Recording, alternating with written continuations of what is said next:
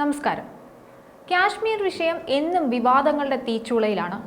ഇന്ത്യയുടെ അവിഭാജ്യ ഘടകമായ കാശ്മീരിന് മേൽ പാകിസ്ഥാൻ അവകാശവാദം ഉന്നയിക്കാൻ തുടങ്ങിയിട്ട് ദശാബ്ദങ്ങൾ തന്നെ കഴിഞ്ഞിരിക്കുന്നു. തീവ്രവാദ പ്രവർത്തനങ്ങൾക്ക് വളക്കൂറുള്ള മണ്ണാണ് പാകിസ്ഥാനിലേത്. കാശ്മീരിലെ അതിർത്തി കടന്നുള്ള തീവ്രവാദ പ്രവർത്തനങ്ങൾക്ക് പിന്തുണ നൽകുന്നത് പാകിസ്ഥാനാണെന്നുള്ള വസ്തുത ലോകത്തിനറിയാം. ജമ്മു കാശ്മീരിലെ രജൌരി ജില്ലയിൽ പാക് ഭീകരരുടെ നുഴഞ്ഞുകയറ്റ ശ്രമം പരാജയപ്പെടുത്തിയിരിക്കുകയാണ് സൈന്യം. പ്രദേശത്ത് നടന്ന ഏറ്റുമുട്ടലിൽ 2 ഭീകരരെ സൈന്യം വധിച്ചിട്ടുണ്ട്. അതിർത്തിയിലെ നൌഷേര സെക്ടറിൽ ഇന്നലെ രാത്രിയും ഇന്ന് പുലർച്ചെയുമായിട്ടാണ് ഏറ്റുമുട്ടൽ നടന്നത്. കൊല്ലപ്പെട്ട ഭീകരരിൽ നിന്ന് AK-47 തോക്കുകൾ ഉൾപ്പെടെയുള്ള ആയുധശേഖരം പിടിച്ചെടുത്തിരുന്നു.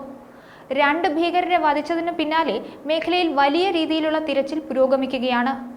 ഭീകരർ നുഴഞ്ഞു കയറാൻ സാധ്യതയുണ്ടെന്ന രഹസ്യ വിവരത്തിന്റെ അടിസ്ഥാനത്തിലാണ് മേഖലയിൽ നിരീക്ഷണം ശക്തമാക്കിയത്. കഴിഞ്ഞ ആഴ്ചവും നൌഷേര സെക്ടറിൽ സുരക്ഷാ സേനയും ഭീകരരും തമ്മിൽ ഏറ്റുമുട്ടലുണ്ടായിരുന്നു. ഭീകരർ സൈന്യത്തിന് നേരെ വെടിയുതിർക്കുകയും ചെയ്തിരുന്നു. സംഭവത്തിൽ ആർക്കും പരിക്കേറ്റിട്ടില്ല. പിന്നാലെ പ്രദേശത്ത് തെരച്ചിൽ നടത്തിയെങ്കിലും ഭീകരരെ പിടിക്കാനായില്ല. ഓഗസ്റ്റ് അവസാനം രജൌരിയിൽ ഭീകരരുടെ ഒളിത്താവളം ലക്ഷ്യമിട്ട് നടത്തിയ പരിശോധനയ്ക്കിടെയും ഏറ്റുമുട്ടൽ നടത്തിയിരുന്നു. കാശ്മീരിൽ നിയമസഭാ തെരഞ്ഞെടുപ്പ് അടുത്തിരിക്കെയാണ് ഭീകരരുടെ നുഴഞ്ഞുകയറ്റ ശ്രമമെന്ന് എടുത്തു പറയണം. കാശ്മീരിൽ അശാന്തി പരത്താനാണ് തീവ്രവാദികൾ ശ്രമിക്കുന്നത്. നുഴഞ്ഞുകയറ്റം തുടർക്കഥയാവുകയാണ് കാശ്മീരിൽ. ആർട്ടിക്കിൾ 370 റദ്ദാക്കിയതിനു ശേഷം ജമ്മു കാശ്മീർ വീണ്ടും തെരഞ്ഞെടുപ്പിനൊരുങ്ങുകയാണ്. 2014 ജമ്മു കാശ്മീർ നിയമസഭയിലേക്ക് അവസാനമായ തെരഞ്ഞെടുപ്പ് നടന്നത്. അതായത് ഏകദേശം 10 വർഷങ്ങൾക്ക് മുൻപ്. അന്ന് പൂർണ്ണ സംസ്ഥാന പദവി ഉണ്ടായിരുന്നു ജമ്മു കാശ്മീരിന്. പിന്നീട് കാശ്മീർ, ലഡാക്ക് എന്നീ 2 കേന്ദ്രഭരണ പ്രദേശങ്ങളായി ജമ്മു കാശ്മീരിനെ വിഭജിച്ചു. സെപ്റ്റംബർ 18, 25, ഒക്ടോബർ 1 എന്നിങ്ങനെ 3 ഘട്ടങ്ങളിലായാണ് തെരഞ്ഞെടുപ്പ് നടക്കുന്നത്. ഒക്ടോബർ 4 ഫലപ്രഖ്യാപനം. നേരത്തെ ജമ്മു കാശ്മീരിലെ നിയമസഭാ തെരഞ്ഞെടുപ്പിൽ മത്സരിക്കാൻ വിഘടനവാദികൾ രംഗത്തെത്തിയിരുന്നു. 1987 മുതൽ തുടർച്ചയായി ജനാധിപത്യ പ്രവർത്തനങ്ങൾ ബഹിഷ്കരിച്ചവരാണ് ഇത്തവണ മത്സരിക്കാൻ ഒരുങ്ങുന്നത് എന്നതൊരു പ്രധാനപ്പെട്ട വസ്തുതയാണ്. കേന്ദ്രഭരണ പ്രദേശമായ ലഡാക്കിൽ പുതിയ 5 ജില്ലകൾ കേന്ദ്ര സർക്കാർ നേരത്തെ തന്നെ പ്രഖ്യാപിച്ചിരുന്നു. പുതിയ ജില്ലകളുടെ പ്രഖ്യാപനം കേന്ദ്ര ആഭ്യന്തരമന്ത്രി അമിത് ഷായാണ് നടത്തിയത്. ഇതോടെ ലഡാക്കിലെ ജില്ലകളുടെ എണ്ണം 7 ആയി. ജമ്മു കാശ്മീരിന് പ്രത്യേക സംസ്ഥാന പദവി നൽകുന്നതായിരുന്നു ഭരണഘടനയിലെ 370 അനുച്ഛേദം.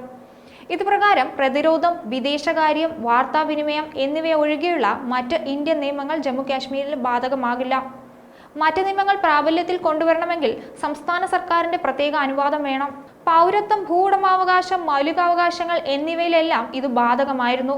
അന്യസംസ്ഥാന സ്വദേശികൾക്ക് ഇവിടെ ഭൂമി വാങ്ങാനോ സർക്കാർ ജോലികൾ നേടാനോ സ്കോളർഷിപ്പുകൾക്ക് അപേക്ഷിക്കാനോ അവകാശമില്ലായിരുന്നു. വിഘടനവാദികൾ കടന്നുകയറുന്നത് ഒരു പരിധിവരെ തടഞ്ഞതും ഈ വകുപ്പാണ്.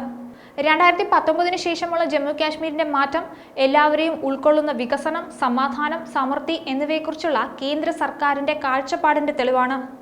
അടിസ്ഥാന സൗകര്യങ്ങൾ, ആരോഗ്യ സംരക്ഷണം, വിനോദസഞ്ചാരം, സാമൂഹികക്ഷേമം എന്നിവയിൽ ശ്രദ്ധ കേന്ദ്രീകരിച്ചുകൊണ്ട് ഈ മേഖല അതിന്റെ മുഴുവൻ സാധ്യതകളും തിരിച്ചറിയാനും രാജ്യത്തിന്റെ പുരോഗതിയുടെ മാതൃകയ്ക്കായി ഉയർന്നു വരാനും തയ്യാറാണ്. ഇന്ത്യയുടെ കാശ്മീർ മാറ്റത്തിന്റെ പുതുവഴിയിലാണ്. ഇനിയും നല്ല നല്ല മാറ്റങ്ങൾ കാശ്മീരിനുണ്ടാകട്ടെ.